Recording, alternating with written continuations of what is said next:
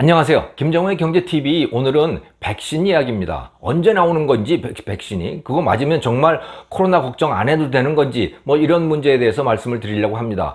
면역학자도 아니고 제가 의사도 아닌 제가 이런 내용을 말하는 것이 좀 조심스럽게 합니다만은 마땅히 볼만한 영상을 또 찾지 못해서 이 국내외 자료들을 공부를 해가지고 제가 직접 만들어 봤습니다. 그냥 가벼운 참고 자료로 봐주시면 될 것 같습니다.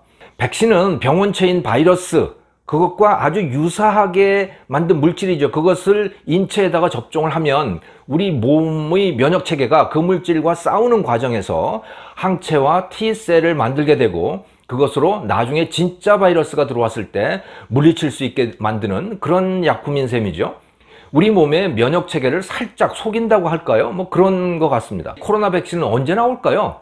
트럼프 대통령은 미국 대통령 선거 전에 나온다 이렇게 공언을 하고 있습니다. 실제로도 영국 옥스퍼드 백신 같은 이런 최소 3개의 후보들은 임상시험을 거의 마쳐가고 있습니다. 그러니까 내년 초에는 아마도 첫 백신이 출시될 가능성이 높습니다. 자, 백신 개발 레이스가 현재 어떤 상태인지를 말씀드리기에 앞서 백신 출시를 위해서 거쳐야 하는 과정을 짤막하게 말씀을 드리겠습니다. 한미약품 사이트를 참고했습니다. 전체 과정은 후보물질 선정, 전 임상시험, 임상시험, 신약허가 및 시판 이렇게 4단계로 구성이 됩니다.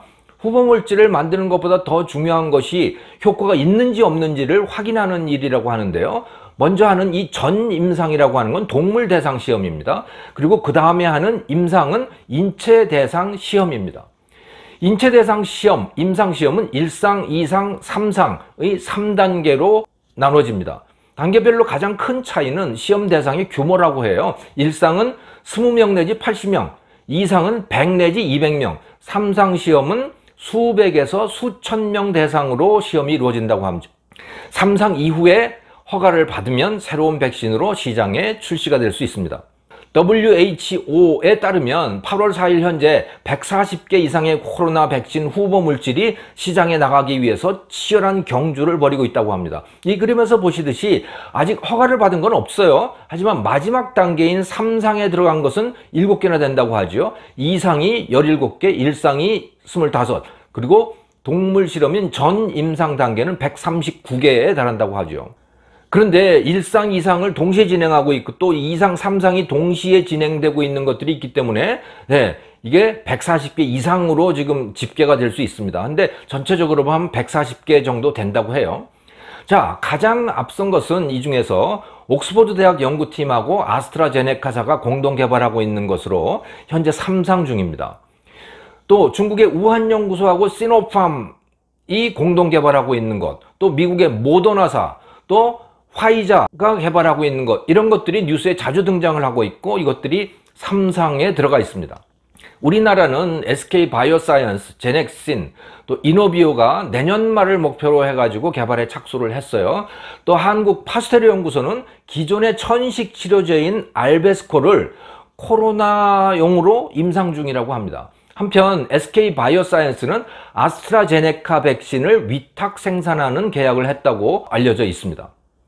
자, 그래서 단도직입적으로 언제 나온다는 거야, 백신이? 현재 오가는 말들, 희망 섞인 말들이긴 하지만 그것에 따르면 올해 늦가을 또는 내년 초에 첫 제품이 출시될 것 같다. 이런 분위기입니다. 하지만 확실한 답은 아무도 모릅니다. 그런데 말이죠, 이 백신 개발 역사에 비추어 보면 코로나 백신 개발 상황은 아주 비정상적입니다. 너무 짧아요. 지금까지 백신 평균 개발 기간은 11년입니다. 성공 확률은 6%에 불과하다고 해요. 그리고 가장 단기간에 개발에 성공한 것이 유행성 이하선염 백신인데 그게 4년 걸렸다고 그래요. 그런데 현재 개발 중인 이 코로나 백신 후보 물질들은 아무리 빨리 시작했다고 해도 올해 1월부터 개발에 착수한 거 아니겠어요? 그러니까 만약에 올해 말에 나온다 또는 내년 초에 나온다고 하더라도 기껏해야 1년밖에 안 걸린 거란 말이죠. 어떻게 이렇게 빨리 개발이 가능하게 됐을까요? 그래도 되는 걸까요? 백신 개발이 이렇게 급속하게 진척되고 있는 것은 지금까지와는 다른 방법들이 동원되고 있기 때문입니다. 첫째는 후보 물질의 생산 방식이 달라졌어요. 지금까지 백신은 병원체를 변형시키거나 또는 약하게 만들어서 인체에 주입하는 방식을 써왔습니다. 그런데 이번 코로나 백신부터는 유전자 조작을 통해서 코로나 바이러스의 특징을 가진 물질들을 인위적으로 만들어 가지고 그것을 이제 백신 후보 물질로 하고 있는 거예요. 그러니까 이 후보 물질 생산 기간이 단축되었다고 합니다. 또 둘째는 허가 과정의 단축입니다. 옥스퍼드하고 아스트라제네카 팀, 또 화이자 팀, 이게 2상, 3상을 동시에 진행하고 있고요. 또 영국의 임페리얼 칼리지 팀은 1상과 2상을 동시에 진행하고 있습니다. 평소 같으면 1상이 나와야 2상에 착수하고 그 다음에 그것을 맞춰야 3상에 들어가게 되는데, 이번에는 허가 당국이 1상과 2상 또 2상과 3상을 동시에 진행하는 이런 방식을 용인해 주고 있는 것입니다. 코로나 백신 필요성이 워낙 크다 보니까 어느 정도 부작용은 감내하자, 이런 결정인 거죠. 셋째는 허가 기준의 완화입니다. 즉 효과가 크지 않은 백신 또는 부작용이 있는 백신도 어느 정도까지는 허가를 통과하게 해주자라고 하는 방식이 용납되고 있는 겁니다. 미국 질병통제센터 소장 파우치 박사, 아주 유명한 분이죠. 이분의 말이 현재 심사 및 허가 과정이 어떻게 진행되고 있는지를 잘 보여주고 있는 거예요. 그분이 이런 얘기를 했습니다. 98% 효과가 있는 제품을 얻을 가능성은 희박하다. 75% 정도만 됐으면 좋겠다, 효과가. 그러나 50 내지 60% 정도밖에 효과가 없을 수도 있을 것 같다. 예, 지금 새로 나오는 백신이 상태가 이럴 걸로 예상을 한다는 거죠. 그것도 받아들이겠다는 이야기인 겁니다. 그러면서도 또 한편으로는 기간을 단축한다고 해서 안전을 포기하거나 과학적인 성실성, 인테그리티를 포기하지는 않을 거라, 이런 말을 합니다만은, 그분이 얘기한 대로 50% 정도 효과가 있는 백신이라면 이것은 백신을 접종받는다고 하더라도 여전히 50%는 감염될 가능성이 남아 있다는 거 아니겠어요? 그러니까 안심할 수만은 없는 백신인 거죠. 또 이 챌린지 트라이얼, 즉 공격 접종 시험이라고 하는 것도 시간 단축을 위해서 용납되고 있습니다. 피험자를 의도적으로 감염시키는 방식, 이게 챌린지 트라이얼, 공격 접종 시험인데요. 후보 물질이 효과가 있는지를 확인을 하려면 피험자의 몸에 코로나 바이러스가 감염이 돼야 되지 않겠어요? 그래야 효과가 있는지 없는지를 알 수가 있는 거죠. 근데 가장 확실한 방법은 피험자를 일부러 감염시키는 겁니다, 바이러스에. 그게 챌린지 트라이얼입니다. 하지만 이건 생체 실험이 되는 거 아니겠어요? 이건 위험하기도 하고 윤리적으로도 문제인 거죠. 그래서 통상적으로 이 3상 시험을 할 때 어떻게 하냐면 후보 물질을 접종받은 피험자들이 그냥 일상생활을 하게 하는 거예요. 수천 명이 그렇게 후보 물질을 주입을 받고, 그게 이제 백신이죠. 그 중에서 몇 명은 감염되는 사람이 있을 거 아닙니까? 실제 코로나 바이러스에. 그런 사람들은 몸에 항체 그리고 T셀이 생겨날 수 있겠죠. 그래서 몇 명이나 그것이 생겨나는지를 확인하는 게 이게 임상시험의 방식인 겁니다. 그런데 그렇게 하자니까 이게 너무나 시간이 오래 걸리고 누가 감염될지 알 수도 없는 거고, 그러다 보니까 돈도 너무 많이 들잖아요. 오래 걸리고 돈도 들고 너무 불확실하다는 거죠. 근데 코로나 바이러스 사태는 그걸 기다리기에 너무 위급하잖아요, 이게. 그걸 한다고 뭐 4년씩, 5년씩 기다릴 수는 없는 노릇 아니겠어요. 그래서 이 허가 당국들이 챌린지 트라이얼, 즉 피험자를 일부러 감염시키는 시험 방법을 허용하고 있는 겁니다.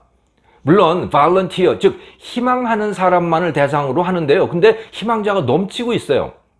이 인터넷에 One Day Sooner라고 하는 사이트가 있는데요. 하루라도 더 빨리라고 하는 사이트인 거죠. 이 챌린지 트라이얼에 내가 자원봉사자가 되겠다라고 하는 사람들인 겁니다. 근데 여기 사이트에 들어가 보면 이미 3만 명이 넘었어요, 이 희망자들이. 그러니까 희망자들은 넘쳐나는 겁니다. 자, 그래서 이런 방법으로 백신의 효과를 더 잘 검증할 수 있겠다. 또 시간을 줄이고 돈을 줄일 수 있겠다. 이렇게 되는 겁니다. 그래서 시간이 짧아지고 있는 거예요. 하지만 윤리적으로는 문제가 많죠. 또 이 자원자들이 대부분 젊은 사람들인 거죠. 나이 많은 사람들은 이런 시험에 어플라이 할 리가 없잖아요. 그러니까 나중에 이 백신이 나온다고 하더라도 정말 위험한 노인들, 이 노인들에게도 정말 안전한 백신인지 여부는 판단하기가 어려운 겁니다.